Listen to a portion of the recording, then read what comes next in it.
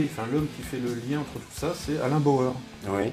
qui est très investi sur les questions de sécurité ou d'antiterrorisme aux États-Unis, puisqu'il était conseiller de la mairie de New York, et puis bon, qui est aussi très impliqué sur ces questions-là en France. Alors après, bon, si on fait un peu d'analyse des réseaux, rappelons-nous ce que l'on appelle le pacte de Tolbiac, c'est-à-dire en fait les liens d'amitié entre Alain Bauer, Manuel Valls et Stéphane Fuchs, conseiller de Sarkozy. Et en fait, le pacte de Tolbiac, c'est en quelque sorte un peu le pacte de sang signé entre ces trois étudiants quand ils étaient à la fac de Tolbiac au début des années 80. Et bon, vous tapez pacte de Tolbiac, il y a un article du Monde, je crois, qui récapitule ça bien, quoi. C'est un peu, en fait, ils se sont dit, bon, à nous trois, c'est bon, je veux dire, on va contrôler le pays et au-delà, on fera une grande carrière, etc., etc. Et donc, on voit, comment dire, Alain Bauer faire son chemin, hein, donc au Grand Orient, avec son frangin de loge Manuel Valls, et dans tous les réseaux effectivement pro-israéliens progressivement, avec leur donc aussi troisième copain Stéphane Fuchs, et tous les réseaux américains autour de Sarkozy. Et ce qui me permet de rebondir encore une fois sur l'affaire de Tarnac, puisque Alain Bauer était aussi un peu dans les parages de cette affaire. Donc j'invite les gens qui nous regardent là aussi à regarder en fait la vidéo d'une conférence que les gens de Tarnac ont faite pendant l'été 2015, où ils disent bien hein, que le régime spécial de surveillance qu'ils ont subi pendant des années va être étendu à tout le monde. Voilà. C'est-à-dire qu'en fait, progressivement, ce qui se passe, c'est la mise en place d'un régime de criminologie actuarielle où nous sommes tous des suspects, enfin, en fait, des coupables potentiels. Mais la potentialité de l'acte est suffisante pour justifier une surveillance à caractère carcéral. C'est notre armée, on va dire surtout depuis Sarkozy, il n'y a eu que des coupes, on sait qu'on a supprimé 50 000 postes, et on a fermé des casernes, on a fermé... voilà, on a tout consacré, semble-t-il, aux opérations extérieures, qui engrangent tous les budgets, les budgets militaires à l'heure actuelle, parce que ces opérations, ça aussi, on oublie la dimension financière, mais tout ça coûte très cher.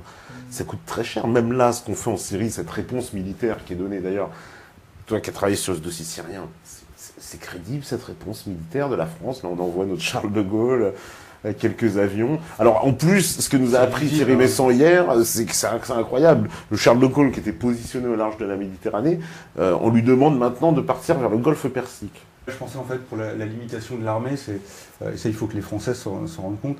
Si on prend le cas de la Syrie, si la Syrie, imaginons un scénario catastrophe, là on commence à avoir des bandes de terroristes qui se mettent par dizaines de milliers, comme ça a été fait dans plein de pays, hein, depuis 30 ans, qui se mettent à faire la même chose que ce qu'ils ont fait, dans ces pays.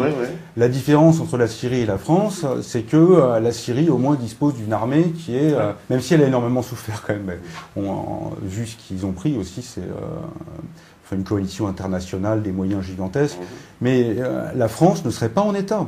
Oui, voilà. Il faut jeter un œil sur le document intitulé Clean Break, qui est en fait un document qui avait été remis à Netanyahou en 1996, qui définit une feuille de route pour Israël.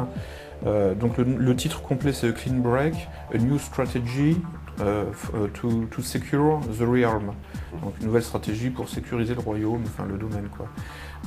Et qui parle donc de proxy force d'Israël en 1996, qui serait utilisé dans la perspective donc de réaliser aussi le plan de Oded Yinon, hein, c'est-à-dire le morcellement du monde arabo-musulman ou musulman, puisque les Iraniens ne sont pas arabes ethniquement, mais enfin bref, du monde musulman alentour, en petits États insignifiants, enfin impuissants à opposer. D'où la destruction de l'Irak et de la Syrie indispensable. Oui, voilà, l'affaiblissement de l'Égypte. Voilà, ouais. Et donc le terme, là, si on fait une histoire des notions, donc le terme de proxy force apparaît officiellement dans un document israélien, enfin israélo-américain, en 1996. C'est à noter, je pense. Les alliances avec Israël, avec le Qatar, pour qui travaille l'État français? Pour qui travaille l'armée française? Elle fonctionne on peut dire qu'elle fonctionne comme un proxy. Oui. Bah, ça fait mal de le dire. Ouais. Oui, c'est ça, pour qui... Non, mais ça fait mal de le dire. Non, mais c'est grande réalité, là, que tu viens de soulever, parce que c'est vrai qu'on en voit, on a l'impression de militaires pour le compte de gens au-dessus qui ne correspondent pas aux intérêts du peuple français. La guerre en Libye, par exemple, à ce titre-là, elle ne correspond en rien aux intérêts du peuple français. Il y aura certaines, peut-être, un esprit tordu qui vont dire oui, mais Total a raflé quelques contrats ou je ne sais quoi. Mais c'est ça, donc, aller rafler des contrats en faisant 250 000 morts et en atomisant un pays. Le massacre manipulé constitue la règle dans le déclenchement des guerres modernes. La règle. Il faudrait trouver l'exception, en fait. Oui, parce qu'on avait fait le même coup en Libye, avec le massacre de Benghazi qui n'a jamais eu lieu, les fameuses colonnes de blindés de Kadhafi qui allaient commettre un massacre. Parce que, donc il fallait éviter le bain de sang. On pourrait aussi parler du massacre de Ratchak en 1999, qui va servir de prétexte au renversement de Milosevic. Et c'est bien pour ça que sur Internet, sur les forums, sur les blogs, etc., il y a de plus en plus de questionnements critiques vis-à-vis des versions officielles, et parfois qui s'appuient sur la version officielle, c'est-à-dire sur la version autorisée par les médias, les grands médias. Et cela aussi donc déclenche une nouvelle réaction du pouvoir qui commence à paniquer et qui donc commence à accuser donc la pensée critique de complotisme, de conspirationnisme, et à essayer de faire un amalgame entre ça et le terrorisme. Puisque depuis à peu près un an, on voit se mettre en place, toujours aussi dans le petit monde intello-médiatique, une tentative de criminalisation de la pensée, je dirais, critique tout simplement vis-à-vis des médias, en essayant de poser une équation entre donc deux termes, complotisme et djihadisme. Comme quoi, le complotisme ou le conspirationnisme serait le berceau, ferait le lit du djihadisme. J'ai lu un article qui allait dans ce sens-là. Voilà. Pas plus tard qu'hier. Donc il y a plusieurs personnes qui sont mobilisées pour ça. Il y a donc Pierre-André Taguieff, Dounia Bouzard, Rudi Reichstadt, mais eux-mêmes sont obligés d'admettre que, par exemple, sur le site de Rudi Reichstadt, Conspiracy Watch, il a été obligé de faire un article sur le fait que l'État islamique aussi critique le conspirationnisme, puisque l'État islamique possède un magazine, édite un magazine en papier glacé, bon ça ressemble plus à Figaro Madame qu'à autre chose, donc ce magazine, il y a quelques mois, a publié un article pour dire ça suffit les théories du complot, comme quoi le djihad serait sponsorisé par les Américains, il y en a marre quoi en fait. Non, le moral des... C'est nous qui avons fait en septembre, arrêtez vos conneries. C'est exactement ça, c'est exactement ça. C'est-à-dire qu'en fait ils ont constaté que les petits jeunes qu'ils essayent de recruter, finalement regardent Internet dans les cybercafés à Mossoul ou je ne sais où, et puis tombent sur des articles aussi dans les médias arabophones qui disent mais attention, comment dire, Daesh, tout ça, bon c'est manipulé, voilà.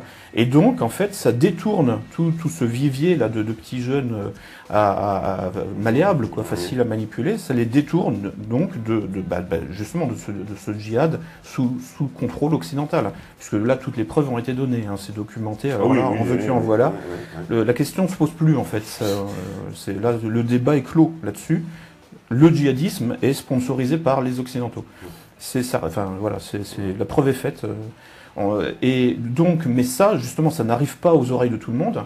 Et donc, il y a encore, effectivement, je dirais, une population à utiliser dans cet objectif-là. Parce que clairement, il y a eu comme tu voulais expliquer à l'instant, c'est-à-dire il y a eu on va dire, une espèce de marée d'articles et de reportages que j'ai vu arriver après le 13 novembre qui mettent en cause justement les théories du complot, les conspirationnistes. Et on a même vu un député qui en appelle à la criminalisation de la pensée complotiste, car selon lui, les complotistes seraient des gens très très dangereux qui menaceraient la sûreté d'État, et comme vous l'avez si bien dit, qui font le lien avec terrorisme, djihadisme égale complotisme, donc il faut criminaliser les gens qui apporteraient des théories dites complotistes. Finalement, est-ce qu'on n'est pas en train de nous, grâce à ces attentats, j'ai envie de dire, ou à cause, comme vous voulez, basculer vers la même tendance, quoi. Finalement, on s'inscrit dans l'américanisation comme voulu spécifier au niveau des esprits, mais en plus, ce cheminement, voilà, s'opère par le même processus, un attentat, et puis les mesures qui vont avec, sécuritaires, policières, etc. Voilà, on jette la Convention des droits de l'homme, on se moque des lois. Un commentaire du juge Trévidic sur ces lois exceptionnelles, enfin ces lois d'exception, d'urgence.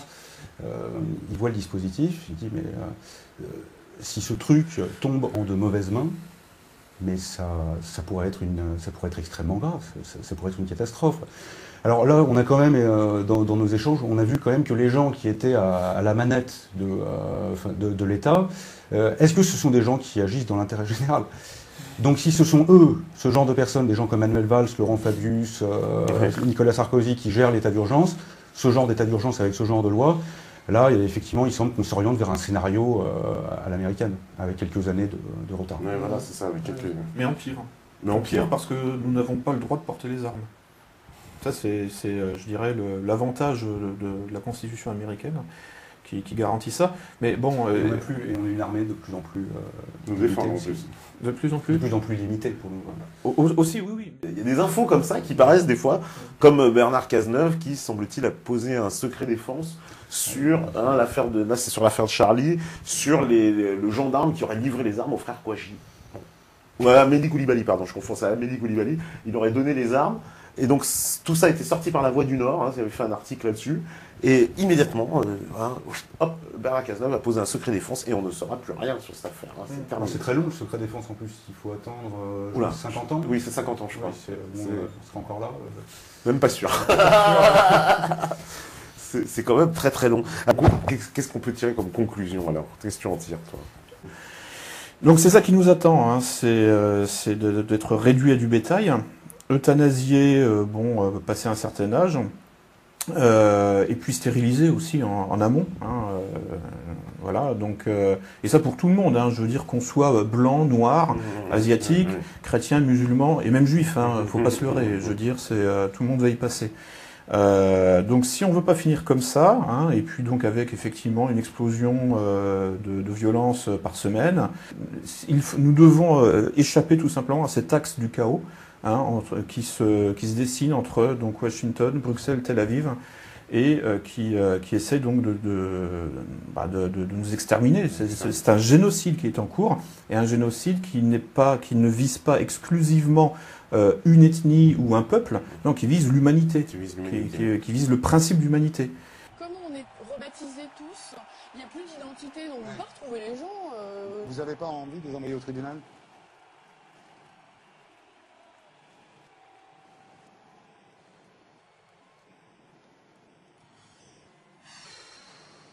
C'est énorme, c'est pas, enfin, ça dépasse. Ouais. Je me sens impuissante, voilà. Ouais.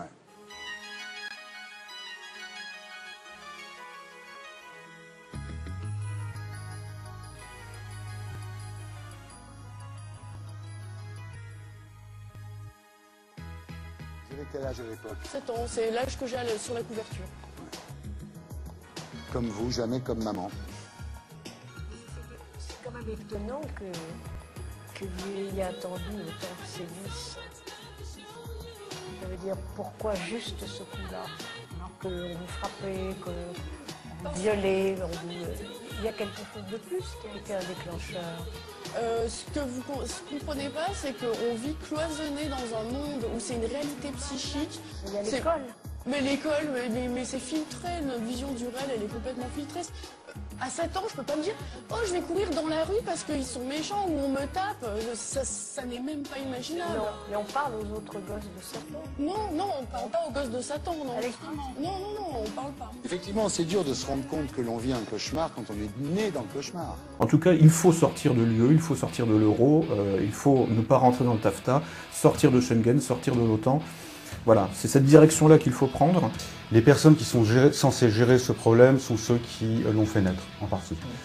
Donc de toute façon, et ce sont eux qui font ces lois liberticides, etc., pour lutter contre la terreur, etc. Merci Lucien Cerise, merci François Deslieux. Je remercie encore aussi Maître d'Anglais en Maître Paris qui est avec nous tout à l'heure. Donc pour cette soirée.